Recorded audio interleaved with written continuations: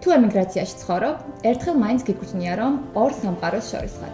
ერთი იქ არის, სადაც გელოდებიან, მეორე კი იქ, სადაც ყოველდღიურად საკუთარი ადგილის პოვნას ვცდილობ. გამარჯობა, ეს არის პოდკასტი ჩვენ ამერიკაში. პირველი ეპიზოდის სტუმრად შევარჩიეთ ადამიანი, რომელსაც ქართული ემიგრაციის აბსოლუტური უმრავლესობა იცნობს, უყვარს, უმშვენიერესი, უსაყვარლესი, უმხიარულესი ბელა მაღლაფერიძე. მოგესალმებით. მადლობა რომ გვიყურებთ. ბელა, მადლობა ამ ქაოსურ გრაფიკში დრო რომ დაგვიქმნეთ ჩვენ პირველ პოდკასტ ვიდეოს ჩაწერისთვის. კარგი, დავიწყოთ სულ თავიდან. გთხოვ მოგვიყვევი, როდის და როგორ გაჩნდა ემიგრაციის იდეა და რატომ გადაწყვიტე ამერიკა? იცი რა არის, იდეა არა, უფრო გაჩნდა საჭიროება და აუცილებლობა. გეტყვი რატო? რეალურად საერთოდ თქვენ ის უცხო არ იქნება თქვენს დიდი ხანია ემიგრანტები ხარ და ალბათ იცით რომ ემიგრანტების უმეტესობა ამბობს ხოლმე რომ არაფერი არ მქონდა კაცო.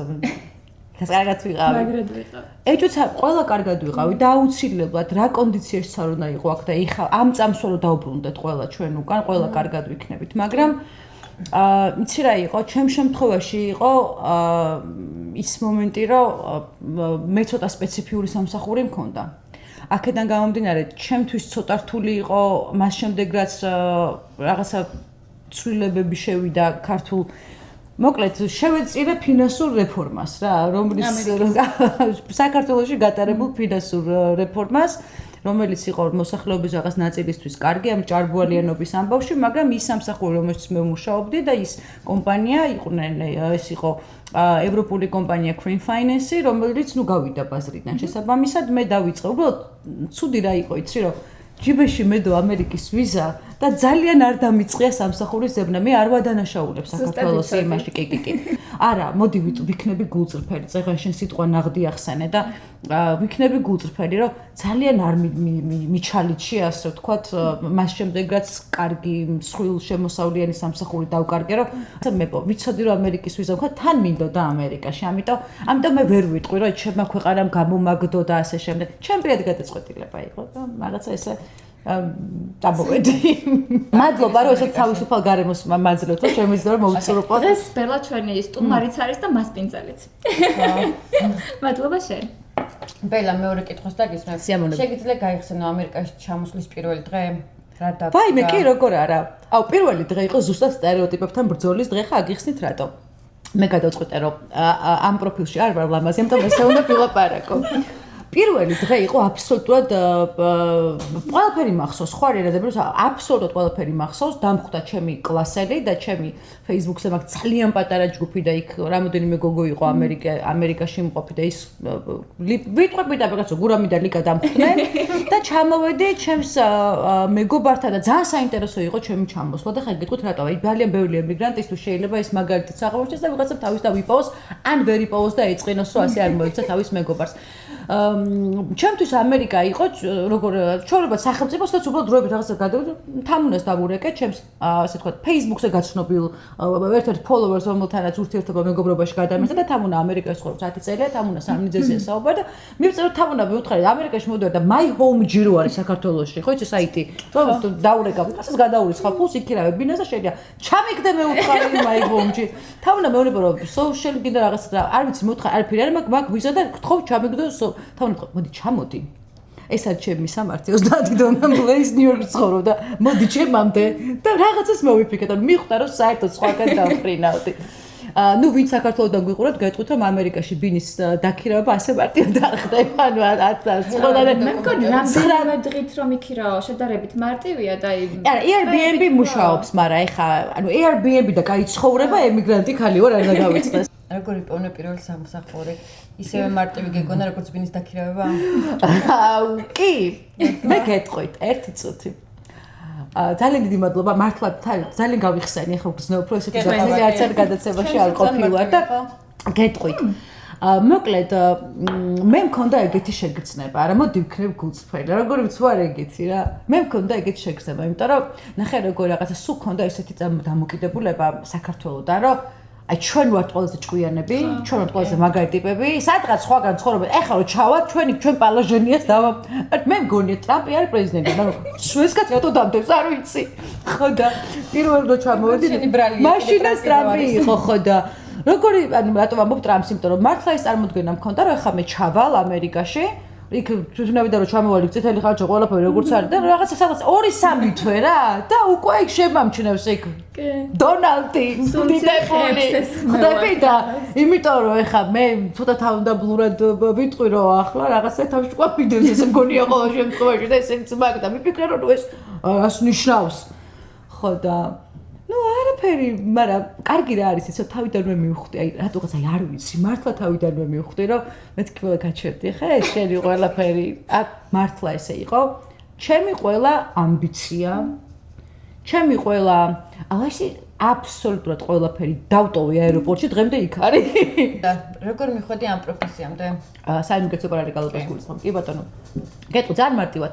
2022 წელია მე ვმუშაობ ბებოსთან და ვიგებ რომ ვინც ვართ ქალები ემიგრაციაში შესულს და არჩი კიდე შემოდის ხალხი სამხრეთ საზღვრიდან და ამ ქალებს ჭირდებათ მომწერა ერთმა ჩემმა მასწავლებელმა სკოლაში ასწავლიდა და მითხარ იცი ბელო ეს თუ შეგიძლია რომ ეს და სულ გავხდი ჩვენებარი და გავაკეთე ლაივი, სადაც აქ მყოფ ქალებს უთხარი უკვე, რომ მეთქი, იცი არის ნივთები შემოგვემატა ქალები, რომლებსაც არ აქვთ პირადი ჰიგიენის ნივთები, საცვალი, თეთრეული და ეხლა მე როგორც შემართლებით კი მესმოდა რომ ხალხი შემოდის მექსიკით, მაგრამ ჩემს წარმოდგენაში ეს იყო რაღაც ადამიანი შემოვიდა უბრალოდ ნაცვლად აეროპორტზე და შემოვიდა უბრალოდ მექსიკით, არც ჩამითვლია რომ ხო რა გაიარა ეს არ ვიცოდი.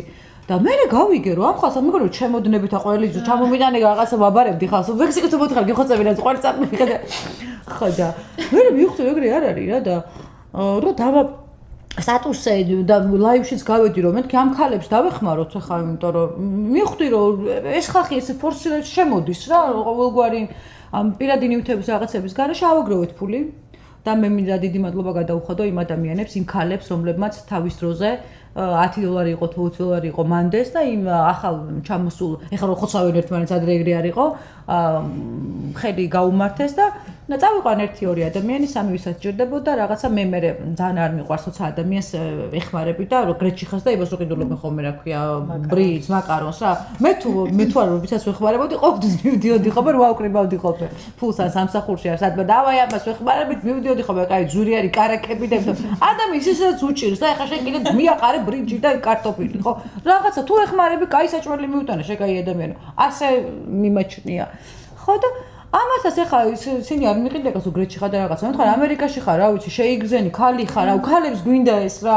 რო იმე უბნებიან ხოლმე რაღაცა, რატო იყიდა ძვირიანი ჩანთან რაღაცა ჰერმესის რაღაცა ისე ბიჭო აცადე თავის ნაშრომია 40 წელი მე რომ მქონდა სტატუსი ხო გავსოს რომ როდისა ჩვენი დრო როდის არის ვიღაცა მოგომ რო იყიდა $20,000 ის ქართველმა სამკაული და რო არ გაახარეს და როდისა ჩვენი დრო როდის არის როდის უნდა ვიყიდოთ როდის ხათო ხო როდის უნდა ვიყიდოთ ჩვენ როდის გავფუფუნდეთ აღარ არის ჩვენი დრო ხო და ამ ქალებსაც ესე ჩვეულებრივად მე ვთქვა რასაც გინდა ნუ იყიდი იმ რა კიკოშ მიკო დაადე შარლოტა შანელი ყველაფერი რატო იცი იმიტომ რომ ხო ხდები და აქ ახარ რა აი ეს იმიტომ ხო და თქო და დამეგობრდი რა ველა რაღაცა შემავსები რა შეგავსები და ჩვენ უყურებ რატო გამოიავნებ რატო გამოიგეცი რა გინდა რა ხო და მე ვთქვა ეს მე არ შემიძლია მოკედა ისე აღმოჩნდა რომ მე თვითონ მყავს თავად ადვოკატი ბუნებრივია რომ ჩამოვიდეთ საიმიგრაციო საქმე დავიწყე მე თქვა ეგ ადვოკატს მე დაურეკეთ იმას ხო მე ისე აღმოჩნდა რომ რაღაცა მე მითხრა ჩემივე ადვოკატმა რომელთანაც თავის დროზე მე თავად ვიპოვე ინტერნეტში რომ თუ შეიძლება რომ მივიღოთ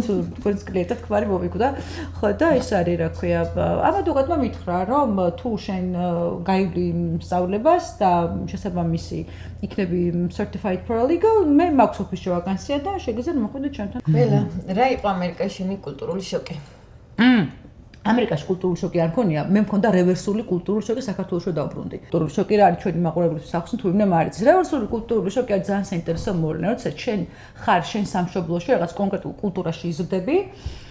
მე ძალიან დიდხანს დაჰყოფ შენი სამშობლოს გარეთ ხარ ემიგრაციაში სხვა ქვეყანაში და ის ქვეყანა კი არ როგორ ავყარე ესე ის ქვეყანა კი არ გაკვირვებს შენ თავისი წესებით და ჩვეულებებით და ასე არამედ საქართველოში ბრუნდები გიგურსო ბიჭო ხო რატო არ დამიკაკუნეთ რატო არ დამირეკე ჩემი საყვარელი ნაწილი იყო მანდიდან პრიუსებს რომ დავინახავდი ქართველები მე ხო საქართველოში ჩავედი ბოლო საქართველოში ყავი 2 წელი ემიგრაციიდან 5 წლის შემდეგ და ჯერ ხო მიკვირდა რომ დადეთ ხაბა მე ქართველები აი მე ქართველები აბა საქართველოში ხარ რა თქმა უნდა ქართველები იქნებიან შეთასვენ გავის საქართველოს იქნება ბოჭო და ჩურა ქართველი იქნება ვინ იქნება კაცოს წხეტა ყავას გასავლელი ხო და ეს არის შოკსაც შეეხება არ მქონია ესეთი რამე შოკის ასია იცი რა არის საერთოდ მეორე ადამიანი რომელიც თulis რომ ეს ჭიქარი ნახევრად სავსე ეს არ არის ცარიელი რატო იცი მე როგორც კი ჩავთვლი ეს ჭიქა ცარიელია ნახევრად ცარიელი ხა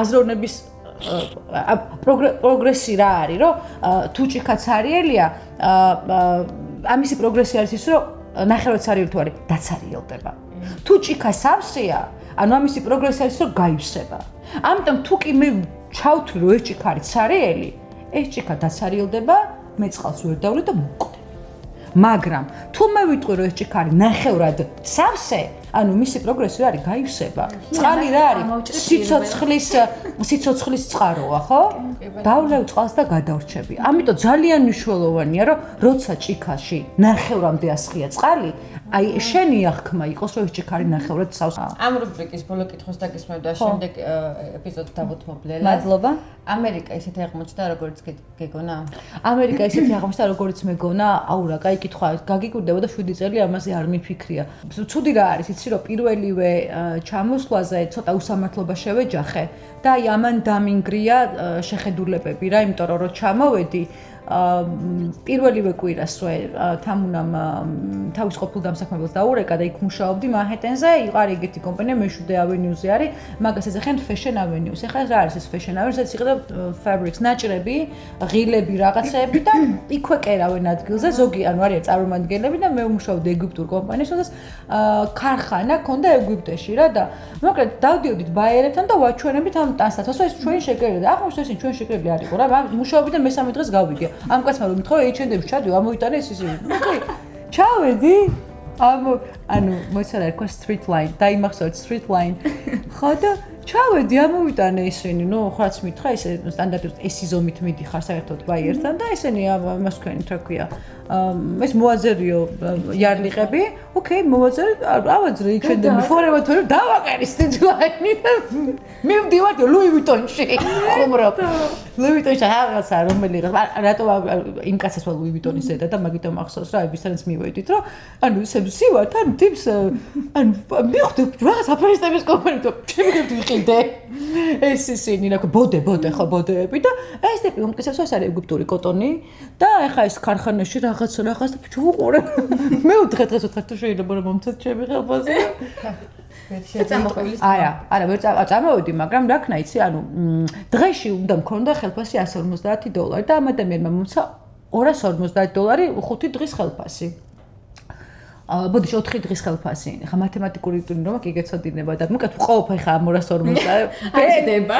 ვერ დავსვი, აი ვერაფრით ვერ დავსვი რა და შევედი მეუბნები საიდი ერქვა, საიდ გომა. ხო და საიდ გომა. მეუბნები რომ საიდ მეუთხარი, და ჩეკში რაღაცას მეთქო ვერ ვიგებ გამოუშვი. რაღაცას ვერ ვიგებ მეუთხარი და ეს რასა მეუთხარი რომ ესო დღეში $40.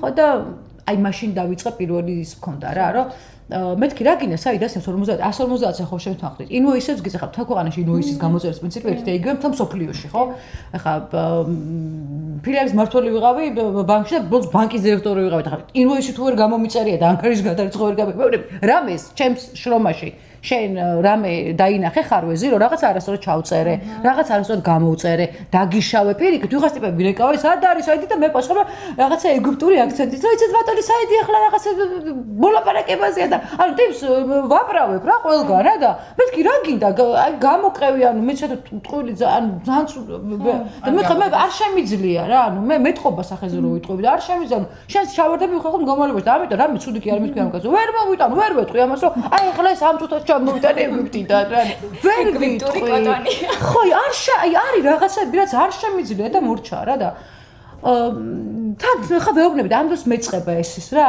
ეგ ძალიან იშვიათად ჭირს ხა ძალიან უნდა გამაბრაზო რომ გადმოვალაგო ხოლმე ჩემი ისინი რეგალიები და ჩამტებს ოთხა და დავიწყე და მეთქე შენ იცი რომ მე ეს ამარ საქართველოში ეს ვიყავი და ბოლოს ბენდუქიძეს თავსავდი რაღაცა ეს კაცი მისმესნის ეს ფეხებზე კიდია და იცი რა მითხრა მე არ ვიციო შენ რო იქ ვიდიღავ I don't fucking care but here you are zero ესე გააკეთე მოკლედ რო გითხრათ მე ხო შენ ვიღავი არ ვიცი აქო შენ ხარო ნულიო ხო და ჩვენ თასეულებ რა გითხრა ბება ამ კაცმა ტყუილი რა გითხრა ტყუილი ხო მაგრამ შენ შრომა გავიგე მაგრამ აი ტყუილი რა გითხრა მომენტი რა გითხრა ანუ უბრალოდ ჩეკის მიგდება ეს ჩემი სტილი არ არის ესე დავხიე და იქ რაღაცები მადაფაკა რაღაცები ვილაპარაკე წარმოვედი და ტირი ვარ მაგრად ეს ისე დაპოსტილი მაგრამ ხოდა შორის გაზეთებმა წაიღეს არ ვიცი რატო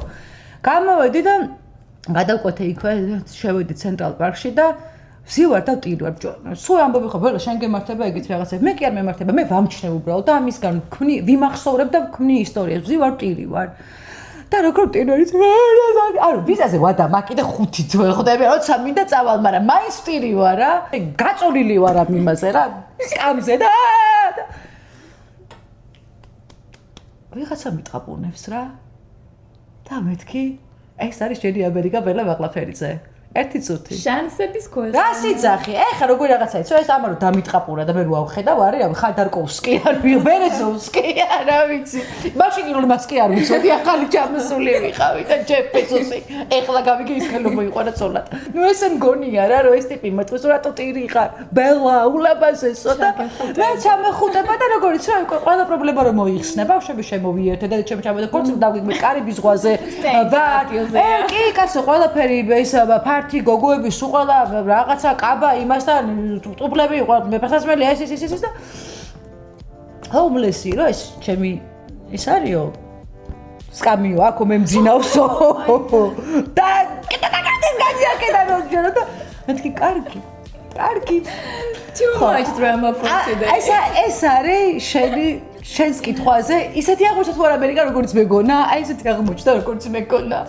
კარგი ჩვენ მე და ქრისტინა მოგიტანეთ პატარა საჩუქარი ანა ბეჭდის მაისური ხო თავის თავზე არ ეტყვის არაფერს რომ გააკეთა ამ ხელა ბიზნესი ქალმა საერთოდ რასაც ყიდულობ ხოლმე აქ რო იცოდე რომ ყიდულობ აწერია ხოლმე რომ ეს კომპანია არის ქალის მიერ შექმნილი კი აუცილებლად დააწერე რომ ის არის რა ქვია ქალის დაფუძნებული ის კიდე რომ ქალები ძლიერები ვარ არა უყვირს არა აქ არის მხარდაჭერის ამბავი კარგი ორ სიტყვას ვიტყვი ეს არის ონლაინ მაღაზია ფილადელფიაში მზადდება ქართული პრინტებით სხვადასხვა სამოსი შეგიძლიათ შეუკვეთოთ და მიიღებთ ადგილზე ქოსტით 1-დან 3 სამუშაო დღემდე მაღაზიის ლინკს დავუხსნათ ვიდეოს აღწერილობაში და ხო შეგიძლიათ ნახოთ და დაათვალიეროთ და ანა ბეჭდი რატო ქვია ორი რატოა ქართული ასოებით არის საქართველოს რუკა. ხო, მადლობა. ნამდვილად ძალიან მომეწონა. მოკლედ, მაღაზიის ლინკს დავუხსნათ, შეგიძლიათ შეუკვეთოთ და 1-დან 3 დღემდე მიიღებთ. მოდი ახლა გადავიდეთ ცოტა ცოცხალ და უფრო საინტერესო და სახალისო ნაწილზე. ჩვენს დოლურაში არის კითხვები, რომლებიც შეიძლება ოდნავ ფილოსოფიურად ჟღერდეს, მაგრამ ეს არის კითხვები, რომლებსაც ნებისმიერი ჩვენგანი, განსაკუთრებით ემიგრანტი, ემოციური ემიგრანტი, უსვამს ან საკუთარ თავს, ან სამყაროს ძილის წინ. და მე მინდა რომ ესენი გახსნა სათითაოდ და უპასუხო. ოი. ნახოთ. ესე სულიად მოდი ნახოთ. წაიკით. რას კარგავს ადამიანი ემიგრაციაში, რასაც ვერანაირი წარმატება ვერ ჩაანაცვლებს. რა კაი ფორმატია, რაღაცა გამოიღია. ცოტა მოფიქრე, რას კარგავს ადამიანი ემიგრაციაში, რასაც ვერანაირი წარმატება ვერ ჩაანაცვლებს. დროს კარგავს ადამიანი ემიგრაციაში, იმიტომ რომ მე მაგალითად არ ვიცი როგორ გამოიყურება ორი შვილი მყავს. და აი 12 წლის ბავშვი როგორი არ ვიცი. ანანო დავტოვე 11-ის და არ ვიცი როგორია. ანუ რა უნდა ჩამინაცვლოს შემდეგი კითხვა. შეიძლება რომ ერთდროულად ორ ქვეყანას ეკუთვნოდე? ჩემ შემთხვევაში არა. მე ვერ აი კუთვნილება კიდე ძალიან ინტიმურია, ამიტომ ვერ ვიტყვი, რომ მე ძალიან ვარ ინტეგრირებული ამ ქვეყანაში, ძალიან. ყველა ჩემი მეზობელი გიждდება ჩემზე. ყველაზე ამერიკელი მეზობელი ვარ, ამერიკელ მეზობლებს შორის, ანუ მე ვარ ორგანიზატორი, აქტივო ყველაფრის, მაგრამ მე საქართველოს მოქალაქე ვარ. ქართველი ვარ, საქართველოს ვეკუთვნი, როგორც პასპორტით, ისე გულით და ყველაფრით. თუმცა ამ მომენტისთვის სადაც ცხოვრობ, ვარ სუპერ ინტეგრირებული. თავს უცხოდ არ ვგზნობ გარიყულად და რაღაცა არ ვტირი და არ იმუშები, სადაც ვარ, კარგად ვარ. მაგრამ თუ შეიძლება საქართველოს დამასაფლავებთ ამ ეტაპზე. დანარჩენს მე შევინახოთ ამ დანარჩენს მე ვიტყვით ხო. მე ვნახოთ. შეიძლება ადამიანი შეიძლება ემიგრაციამ ადამიანი პიროვნულად შეცვალოს. კი? იცი რა არის? ემიგრაცია გცვლის სწრაფად და სწრაფად გზრდის. რაც მე ამ 7 წელში გამოვიარე, ალბათ საქართველოში დამჭირდებოდა 27 წელი, იმიტომ რომ იქ ძალიან ნელა მიდის ურთიერთობები, რა ძალიან იწელება. აქ უცებ ხდება რა. ამიტომ მე მგონია რომ 1-2 სიცოცხლე ვიცხოვრე, რაც უნდა მეცხოვრა რა. აი ყველაფერი გადავიტანე ხალატის, ტყუილების, ისეთი მხარდაჭერა რომ გონია რომ დაგეც ისეთი ადამიანების მხარდაჭერა რომელსაც ვერ წარმოვიდგენდი, ისეთი ადამიანებისგან გულის ტყენა და იმედ გაცრუება რომელსაც ვერ დაუშვებ და პირიქით ისეთი ადამიანებისგან მხარდაჭერა, ანუ ძალიან ბევრი გამო მონებრივი ამას შემცვალა. თავია როგორ შეცვლის, ანუ მე უფრო ესე ვიტყოდი, რომ ემიგრაცია ადამიანს ცვლის, ოღონდ იცი რა არის? გააჩნია შენ ამას რაცვლილებად აქცევ. რა მომცა ამერიკამ ისეთი, რაც ვერ ვიპოვე საქართველოში. შეყვარებული. Oh my god. ხომ საქართველოში ხო იპოვე? ეს ძალიან კარგი შეყვარებულია, კაცო. სად არის ჩემი სახლი? აქ. ამერიკაში. კი. სადაც ხარ? ხო მოგწონს. კი. ხა, ძალიან საყვარელი სახლია, ძალიან მიყვარს ხო და ეს არის რა აქეთ რომ მოვდიოდი, მეგონა საქართველოში მოვდიოდი ისეთი მთები და კი, მე სპეციალურად დავარჩიე ესეთი ადგილი, რომ ვარ ჩემთვის კი ვხუმრობ ხოლმე სოფელში, მყავს ვირზა, ზუნა, ირემი და თო კიდე რაღაცა ახალი ხო? ზღვისგოჭი ხო არ გინდა? ზღვისგოჭი არ მინდა. ხედავ ხო სულ კატაზაღი ხარ მოვიყვან, ყველაფერი.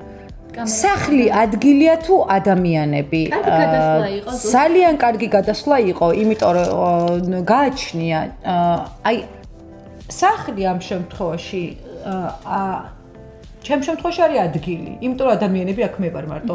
ბოლო კითხვა არ მინდა რომ დამთავრდეს, აი ძალიან მომეწონა. სათამაშო რუბრიკა. რა არის ყველაზე დიდი ტყუილი ამერიკაზე?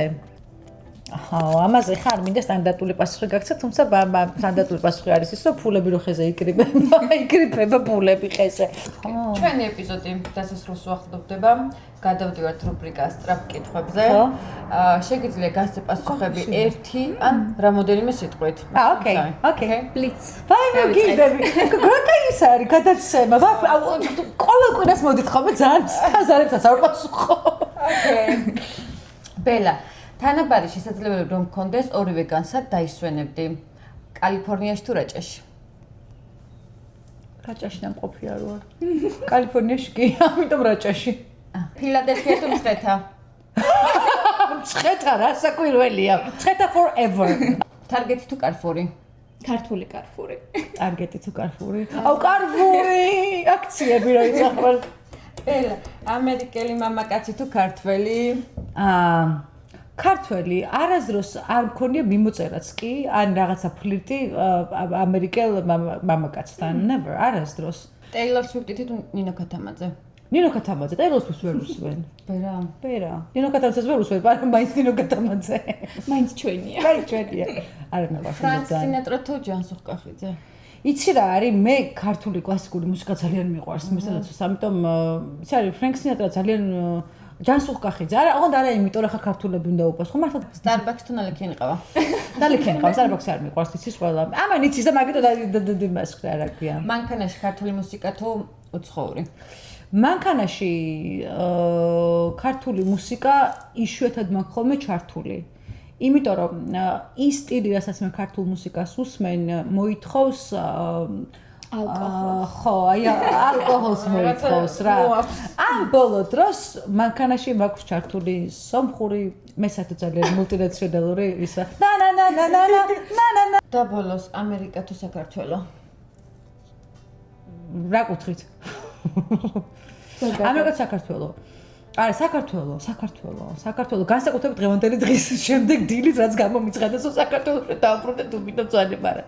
არა, ყველავარი ცხუმრობის გარეშე საქართველო, იმიტომ რომ აი ცოტა ღრმა ფილოსოფიურად ეხ ბოლოს წაუფილოსოფოსებ და გავჩერდები მე დაგემშვიდობებით. იცი რა არის ამერიკა მე ძალიან მიყვარს, იმიტომ რომ ძალიან ბევრი შესაძლებლობა მომცვა და ძალიან ბევრი კარგი ადამიანი გავიცანება. ახლა ბოლოს ახლა სამეგობროზე ძირითადად აქ არის და მე ძალიან ემოციებზე მიჯაჭვული ადამიანი ვარ და სადაც ადამიანები არიან მეც იქ ვარ რა. ანუ მე მაგალითად ამერიკაში არ დავრჩები თუ ჩემმა შვილმა და ჩემმა ქმარმა თქვენს ვიცი ჩვენ არ გვინდა აქ რა. ანუ მე ადამიანებს დავყვები. აქედან გამომდინარე ძალიან მიყვარს ამერიკა აი ამ იმ წრის და იმ სიტუაციის გამო რა სიტუაციაშიც ვარ, მაგრამ ეხა რომ დამაყენო არჩევანის წინაშე, რო იცი არის, შენ ან ეხა წახვალ საქართველოში, ან ვეღარ წახვალ, ხო? ნუ 1-2 კვირა დამჭირდება, რომ ეს გავყიდო და წახვალ. აბარაშვილისა. კიდევ ერთი კითხვა გვაქვს. ესეც ცოტა ფილოსოფიური მომზადებულები არის და ამას დავასრულებთ. კარგი, სათხარ? რას ეთყოდი 18 წლის ბებას? აი ახოლდა. მე როგორ ემოციურად მოვემზადე. საყვარელი რესპონდენტი ხარ. მადლობა. ძალიან დიდი მადლობა თქვენ რომ მე მომეცით საშუალება რომ მელაპარაკა ისაც არასდროს არსად არ მელაპარაკია და ჩემთვის ეს იყო ძალიან საინტერესო. მე მგონი ჩემი პოდკასტი უფრო იყო. მადლობა. ძალიან დიდი მადლობა ძალიან. მოკლედ ეს იყო ჩვენი პოდკასტი, ეს იყო ჩვენი პირველი ეპიზოდი. მადლობა ძალიან დიდი კიდევ ერთხელ. მადლობა თქვენ რომ გვიყურეთ. და შევხვდებით შემდეგ ეპიზოდში. ნახვამდის. A few moments later. ვერ გამლაწავენ, იმიტომ რომ საქართველოს მაგრამ მიყვარს ხო ვილაპარაკე. ჩემი ქვეყანა, ჩემი ცხეთა, ჩემი ნატეხტარი და ამიტომ